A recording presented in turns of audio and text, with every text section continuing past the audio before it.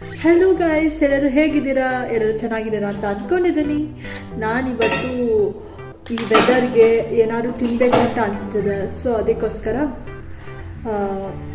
Onion manchurian ಮಾಡೋಣ ಅಂತ ಅಂದ್ಕೊಂಡಿದ್ದೀನಿ. ಸೊ ಪ್ರಿಪ್ರೇಷನ್ಸ್ ನಡೀತಿದೆ. ನಾನಿಲ್ಲಿ ಒಂದು 4-5 ಈರುಳ್ಳಿ ತೊಗೊಂಡಿದ್ದೀನಿ.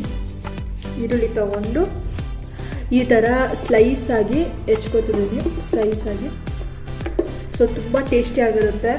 ಈ ರೆಸಿಪಿ ನಿಮಗೆ ಎಲ್ಲರಿಗೂ ತೋರಿಸೋಣ ಅಂತ ಅಂದ್ಕೊಂಡೆ ನಾನು.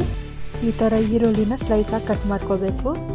ಆಮೇಲೆ ಬೆಳ್ಳುಳ್ಳಿ, ಶುಂಠಿ, ಆಮೇಲೆ ಹಸಿಮೆಣ್ಸಿಕಾಯಿ ಈ ಥರ ಕಟ್ ಮಾಡ್ಕೊಂಡು ನಾವು ಈ ಥರ ಸ್ಲೈಸಾಗಿ ಕಟ್ ಮಾಡ್ಕೊಂಡಿರ್ತೀವಲ್ಲ ಅದನ್ನೆಲ್ಲ ಬಿಡಿ ಬಿಡಿಯಾಗಿ ಮಾಡ್ಕೋಬೇಕು. ಆಮೇಲೆ ಎಷ್ಟು ಬೇಕು ರುಚಿಗೆ ತಕ್ಕಷ್ಟು ಉಪ್ಪು ಹಾಕಿ, ಆಮೇಲೆ ಚಿಲ್ಲಿ ಪೌಡರ್, ಅಚ್ಕಾರದ ಪುಡಿ, ಎಷ್ಟು ಬೇಕು ಖಾರ ಅಷ್ಟು ಹಾಕೋಬೋದು.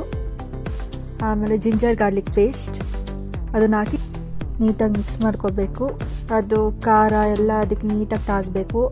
ಆಮೇಲೆ 3 ಟೇಬಲ್ ಸ್ಪೂನ್ ಮೈದಾ ಹಿಟ್ಟು, ಆಮೇಲೆ ಕಾರ್ನ್ಫ್ಲೋರು 3 ಟೇಬಲ್ ಸ್ಪೂನ್. ಅಂದರೆ ನಿಮ್ಗೆ ಎಷ್ಟು ಬೇಕೋ ಅಷ್ಟು ನೋಡ್ಕೊಂಡು ಹಾಕ್ಕೊಳ್ಳಿ, ಯಾಕಂದರೆ ಅದು ಉಂಡೆಗಟ್ಟೋ ಥರ ಹಾಕಬೇಕು. ಅಲ್ಲಿವರೆಗೂ ಎಷ್ಟು ಹದ ಬೇಕೋ ಅಷ್ಟು ಹಾಕೋಬೇಕು.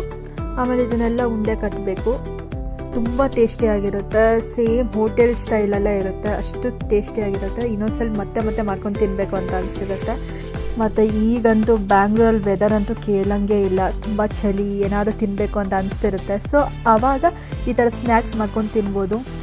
ತುಂಬ ರುಚಿಯಾಗಿರುತ್ತೆ ಮತ್ತು ಮಾಡೋದು ತುಂಬ ಸುಲಭ.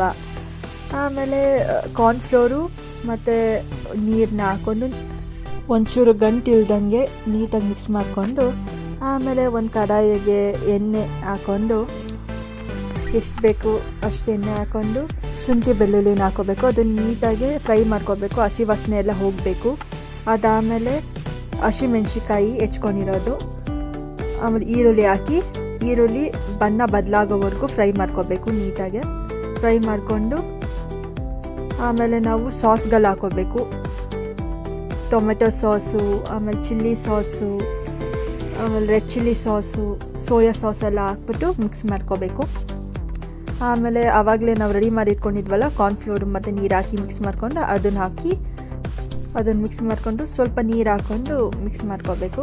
ಆಮೇಲೆ ಈ ಥರ ಕನ್ಸಿಸ್ಟೆನ್ಸಿ ಬಂದಮೇಲೆ ನಾವು ಆವಾಗಲೇ ಫ್ರೈ ಮಾಡ್ಕೊಂಡು ಇಟ್ಕೊಂಡಿರೋ ಆನಿಯನ್ ಮಂಚೂರಿಯನ್ ಹಾಕಿದ್ರೆ ಸಖತ್ತಾಗಿರೋ onion manchurian ready to serve. ಸಖತ್ ಟೇಸ್ಟಿಯಾಗಿರುತ್ತೆ.